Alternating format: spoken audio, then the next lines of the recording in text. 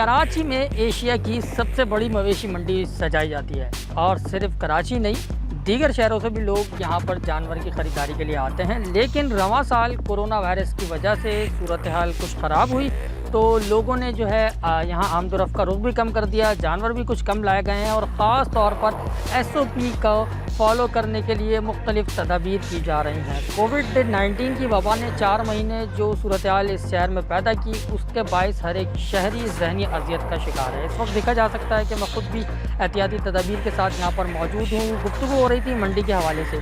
जिस कैंप में मैं मौजूद हूँ यहाँ पर 4 लाख से लेकर 15 लाख तक का जानवर यहाँ पर मौजूद है। बहुत ही खूबसूरत यहाँ पर जानवर आपको दिखाई दे रहे हैं और इन जानवरों की ख़रीदारी के लिए चूँकि इस वक्त दोपहर का वक्त है, दिन में लोग कम यहाँ का रुख करते हैं, लेकिन शाम दिन ढलने के बाद शाम को ज़्यादातर शौकीन लोग बहुत सारे यहाँ दिखाई देते हैं और रश भी यहाँ पर होता है। लोगों की कोशिश होती है कि अपनी अपनी इस्तेताअत के मुताबिक खूबसूरत से खूबसूरत जानवर ख़रीदें।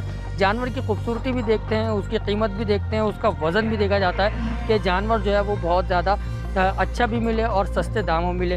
तो ये तमाम तो जब ही मुमकिन होता है जब जेब में पैसे हों। तो लोग यकीनन कोशिश तो करते हैं कि अच्छी से अच्छी ख़रीदारी करें, लेकिन बाज़ लोग जो है वो पैसों की वजह से मजबूर हो जाते हैं और बाज़ लोग ऐसे होते हैं जो कई जानवर ख़रीद के यहाँ से देके जाते हैं। दूसरी तरफ एक और अहम बात बताऊं कि जब मंडी लगी तो ये कहा गया था कि SOP का ख्याल रखा जाएगा, SOP को फॉलो किया जाएगा। दाखिली और ख़ारजी रास्तों पर हमने देखा कि SOP का ख्याल रखा गया। जो दाखिली दरवाज़ा है वहाँ पर मास्क और दस्ताने वगैरह पहले हमें दिए गए, उसके बाद टेम्परेचर भी चेक किया जा रहा था। लेकिन कुछ व्यापारी यहाँ पर मौजूद हैं जिनको मैंने देखा और उनसे सवाल भी किया कि आपने दस्ताने और मास्क क्यों नहीं पहने, तो यकीनन वो एहतियाती तदाबीर को नज़रअंदाज कर रहे हैं जो कि ख़तरनाक होगा।